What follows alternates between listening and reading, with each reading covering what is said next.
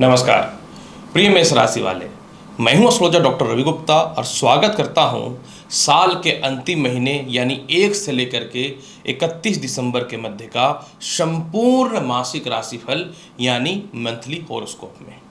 प्रिय मेष राशि वाले, इस बार ग्रहों के गोचर में ग्रहों की स्थितियां इस प्रकार से बन रही है कि मैं यही बोलूँगा कि दिसंबर के महीने में कर्म और भाग्य साथ मिल करके आपके किस्मत को लिखने वाला है। ये जो राशिफल रहेगा चंद्र राशि पर आधारित है। जिनको अपना चंद्र राशि पता है बहुत अच्छी बात है, जिनको अपना चंद्र राशि नहीं पता आप इस वीडियो को नाम या लग्न से देख सकते हैं। तो चलिए एक एक करके प्रारंभ करता हूं कि दिसंबर महीने में संपूर्ण स्थिति में मेष राशि वाले कैसा रहने वाला है आपके किस्मत का हाल। सबसे पहले मेष राशि वाले मैं आपके कर्म क्षेत्र यानी नौकरी और व्यवसाय के बारे में बात करता हूँ।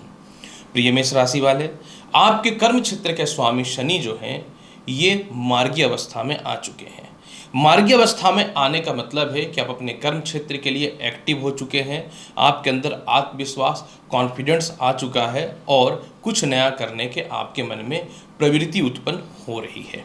दूसरी महत्वपूर्ण खबर यहाँ पे ये है कि 2 दिसंबर से भाग्य स्थान का शुक्र कर्म क्षेत्र में चले जाएंगे और मंगल का उच्च दृष्टि भी कर्म क्षेत्र पे पड़ रहा है। हालांकि बृहस्पति का कर्म क्षेत्र पे नीच दृष्टि था, जिसके कारण मंगल की दृष्टि पड़ने के कारण कर्म क्षेत्र में नीच भंग राजयोग बन गया। 2 दिसंबर से आपके नौकरी और व्यवसाय में विशेष बढ़ोतरी के अवसर उत्पन्न होने चालू हो जाएंगे। 2 दिसंबर से आपके जो भी लोगों से रिलेशनशिप खराब हुए पड़े थे वो ठीक हो जाएगा।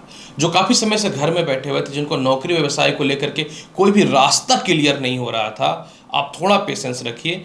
2 दिसंबर से इस मामले में सफलताएं मिलनी तय है। जो लोग काफ़ी समय से सोच रहे थे ना कि बेहतरीन नौकरी में कोई बदलाव हो, कोई परिस्थिति बहुत अच्छी हो, आप बिल्कुल चिंता मत कीजिए। 2 दिसंबर से आपके जीवन में नौकरी और व्यवसाय में बहुत बढ़िया बदलाव की स्थिति भी उत्पन्न हो जाएगी।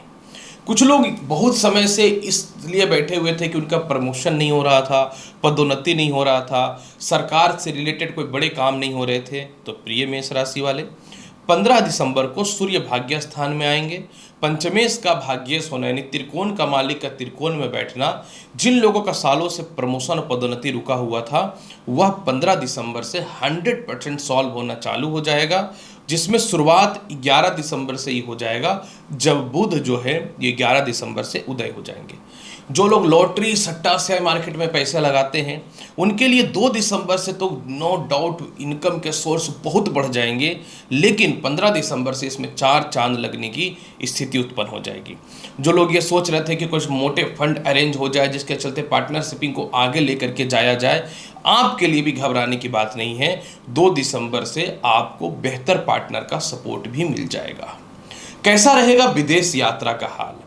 प्रिय मेष राशि वाले, 15 दिसंबर से सूर्य भाग्य स्थान में आएंगे और 15 दिसंबर से विदेशों से रिलेटेड जो भी आपके काम फंसे हुए थे, विदेश जाने को लेकर के हो, सीनियर का सपोर्ट नहीं मिलने के कारण विदेश में बाधा उत्पन्न हो, या इसके अलावा ये कह सकता हूँ कि किसी कारण से आपके संतान या फिर आपकी जीवन साथी विदेश में है, उसके पास आप नहीं मिल पा रहे थे, तो बिल्कुल चिंता मत कीजिए। 15 दिसंबर से आपके विदेश जाने के संजोग ईश्वर की कृपा से बहुत अच्छा बन रहा है।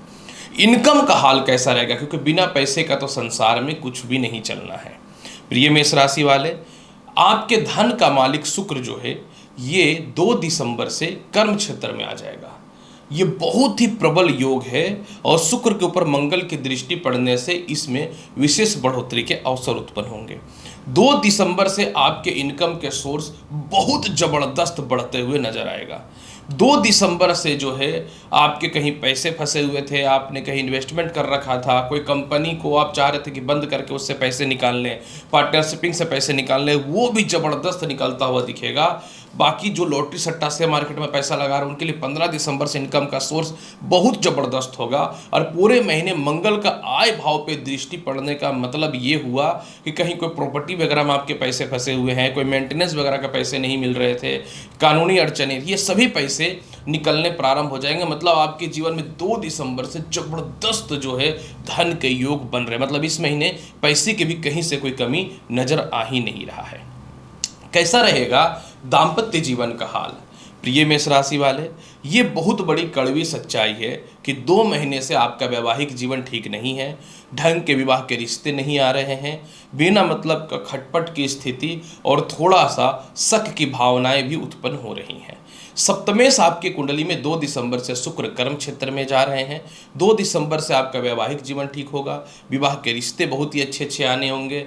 वैवाहिक जीवन में सेपरेशन था, मतभेदता था, डिस्टर्बेंस था, तो वह भी ठीक होना चालू हो जाएगा। जिनका लव लाइफ बिल्कुल चौपट हो चुका था, यानी जो लव टू मैरिज करना चाहते थे, आपके लिए परिस्थिति बिल्कुल जो खराब हो चुकी थी, बिल्कुल मत घबराइएगा। 15 दिसंबर से आपके लव लाइफ की स्थितियों में भी बहुत ही बेहतर सुधार की संभावनाएं बननी चालू हो जाएंगी। कैसा रहेगा भूमि मकान वाहन संपत्ति का हाल? प्रिय मेष राशि वाले, भूमि मकान वाहन संपत्ति कारक स्थान में नीच का मंगल बैठा हुआ है। यही कारण है कि आपका कंस्ट्रक्शन का काम अधूरा छूट चुका है। जो भी रीजन हो, फाइनेंशियल रीजन हो या आपसी विवाद हो, लेकिन मत घबराओ। 2 दिसंबर से शुक्र कर्म क्षेत्र में जाएंगे और सप्तम दृष्टि से जो है ये चतुर्थ भाव को पूर्ण दृष्टि से देखेंगे। मतलब 2 दिसंबर से आपका भूमि मकान वाहन का लाभ मिलेगा। जो काफ़ी समय से माता का स्वास्थ्य खराब है, इसमें सुधार होगा। पिता से आपके तालमेल अच्छे होंगे और सबसे बड़ी बात क्या है कि पिता की संपत्ति या प्रॉपर्टी का लाभ मिलेगा।